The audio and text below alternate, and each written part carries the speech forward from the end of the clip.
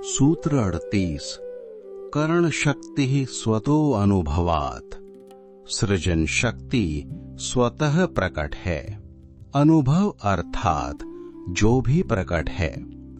सूत्र कहता है कि योगी की सृजनात्मक शक्ति का कारण कोई प्रयास नहीं, वरन वह स्वतः प्रकट होती है। पिछले सूत्र में बताया गया कि जब पृथकता का बोध समाप्त होता है तो योगी की क्रिया शक्ति सृजनात्मक हो जाती है। अब प्रश्न उठता है कि इस सृजनात्मकता का कारण क्या है, तो इस सूत्र में इस प्रश्न के उत्तर देते हुए कारणहीनता को स्पष्ट किया गया है कि योगी की ये शक्ति प्राप्त करने की कोई व्यक्तिगत इच्छा नहीं है, ना ही वह इसके लिए कोई प्रयास करता है। संपूर्णता के बोध में होने से ये सृजनात्मकता अपने आप अनुभव में आती है, यानी स्वतः प्रकट होती है। ये शक्ति आत्म भाव में स्थिति का परिणाम मात्र है। जिस प्रकार सागर में वर्षा की सृष्टि की शक्ति अंतर्निहित होने से वह स्वतः प्रकट होती है, उसी तरह संपूर्णता में स्थित होने से योगी में सृजनात्मक शक्ति का स्वतः उदय होता है। तत्व में ही क्रिया शक्ति अंतर्निहित है, पर ब्रह्म ने ही एक से अनेक रूप लिए हैं। वही सीमित भी है और असीमित भी। सीमितता में उसे अपने मूल स्वभाव का विस्मरण हो जाता है। एक सामान्य व्यक्ति में सृजन की असीमित संभावना होते हुए भी उसकी सृजन शक्ति सीमित होती है, क्योंकि उसने स्वयं को मनो शरीर यंत्र ही मान रखा है। उसके द्वारा किए जाने वाले सृजन में मनो शरीर यंत्र के माध्यम से प्रयास आवश्यक होता है। इसके विपरीत एक सिद्ध योगी की इच्छा तत्क्षण साकार रूप लेती है, बिना प्रयास के पूर्ण होती है। उदाहरण के लिए, एक योगी लोकहित का कोई ऐसा कार्य करना चाहता है जिसमें पर्याप्त धन राशि की आवश्यकता है, तो उसकी व्यवस्था उसके संकल्प मात्र से ही बिना प्रयास किए हो जाती है। एक सामान्य व्यक्ति की तरह उसे उस कार्य संपादन हेतु प्रयास से धन अर्जित करने की आवश्यकता नहीं रहती। इसी प्रकार व्यक्ति सीमित है तो उसकी इच्छा भी सीमित रूप में प्रकट होती और आकार लेती है।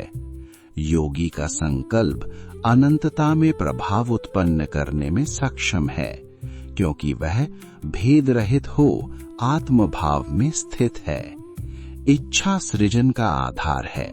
इच्छा की दृढ़ता संकल्प में और संकल्प साकार में परिवर्तित होता है। योगी का संकल्प ही उसकी क्रिया है।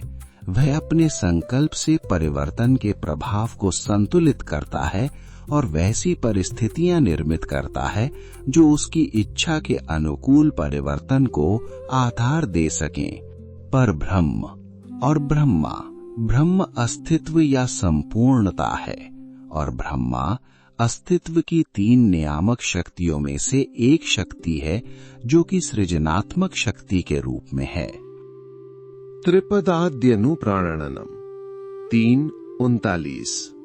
अर्थ है, त्रिविध शक्तियों के स्रोत से प्रेरित होता है। पिछले सूत्र में बताया गया कि योगी में सृजन शक्ति स्वतः प्रकट होती है। इसके लिए उसे कोई प्रयास नहीं लगता, ना ही सृजन हेतु उसकी कोई व्यक्तिगत इच्छा होती है।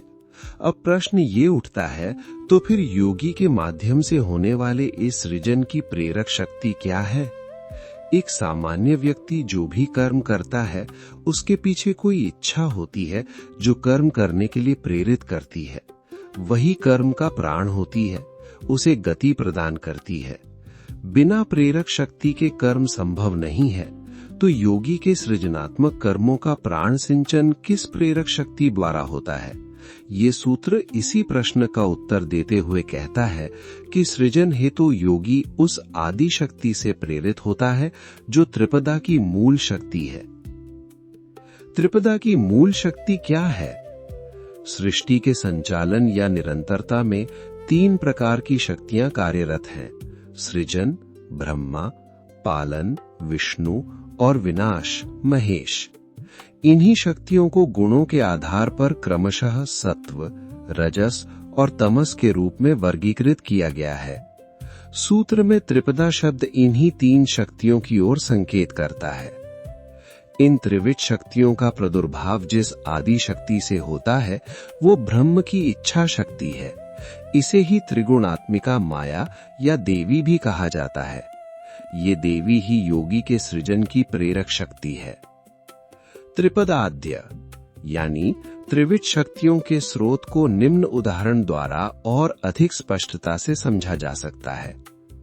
वर्षा रूपी रचना में त्रिविध शक्तियों के दर्शन होते हैं। पहला है वर्षा का सृजन अर्थात वर्षा होना, दूसरा उसका विकास अर्थात वर्षा जल का संग्रहण और संवहन, और तीसरा उन संग्रहणों का समाप्त होते जाना। वर्षा रूपी रचना की इन 3 अवस्थाओं से भी जो पहले है वो है मॉनसून का सागर से उठना। ये उठाव या वेग ही सागर की शक्ति है जिससे वर्षा रूपी रचना संभव होती है। योगी ब्रह्म की इसी सृजनात्मक शक्ति से जुड़ा हुआ है जो सृष्टि की संचालन शक्तियों की भी शक्ति है। ब्रह्म और ब्रह्मा। ब्रह्म अस्तित्व या संपूर्णता है और ब्रह्मा अस्तित्व की 3 नियामक शक्तियों में से एक शक्ति है जो कि सृजनात्मक शक्ति के रूप में है। सूत्र 40 तदारूढ़ प्रमितेह तत्क्षयात जीव संशयः। अर्थ, ऐसे कैवल्य आरूढ़ योगी की अभिलाषा के क्षय के कारण जन्म मृत्यु का पूर्ण क्षय हो जाता है। पिछले सूत्रों में बताया गया कि ऐसा योगी अस्तित्व की सृजनात्मक शक्ति यानी देवी की प्रेरणा से कार्य करता है। उसकी स्वयं की कोई इच्छा नहीं होती, देवी की इच्छा ही उसकी इच्छा होती है। यदि इस इच्छा का भी क्षय हो जाए तो उसके केंद्र का परब्रह्म में पूर्ण विलय हो जाता है, अर्थात शुद्ध अहम का भी विलय हो जाता है। सूत्र 41 अभिलाषाद बहिर्गति ही संवाह्यस्य। अर्थ है कामना संभावना के रूप में गतिमान है। पिछले सूत्र में योगी की अभिलाषा के क्षय की बात कही गई।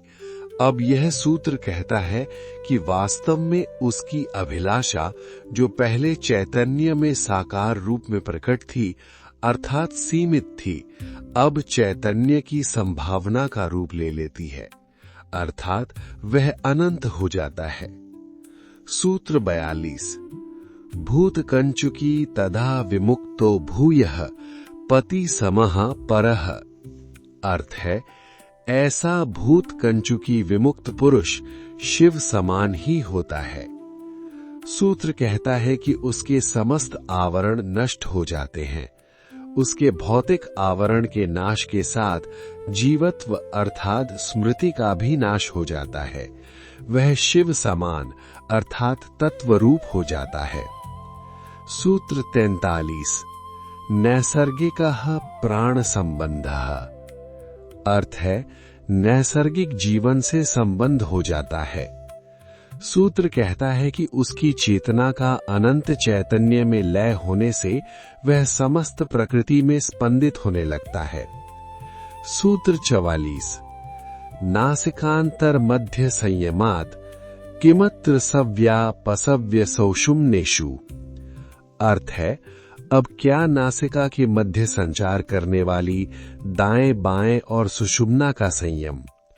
सूत्र कहता है कि अब सारी साधनाओं का अंत हो गया है। साधन तो यात्रा के लिए होते हैं, गंतव्य पर पहुंचने पर साधनों की उपयोगिता समाप्त हो जाती है। सूत्र 45 भूयः स्यात् प्रतिमीलनम। अर्थ है कदाचित पुनः उसका उसी से मिलना हो गया। सूत्र कहता है कि यात्रा जहां से आरंभ होती है वहीं समाप्त होती है, कहीं आना जाना नहीं है, अर्थात जो चैतन्य की लहर चैतन्य में उठी प्रतीत हुई थी वापस उसी में समा जाती है। ओम शिवार्पणमस्तु।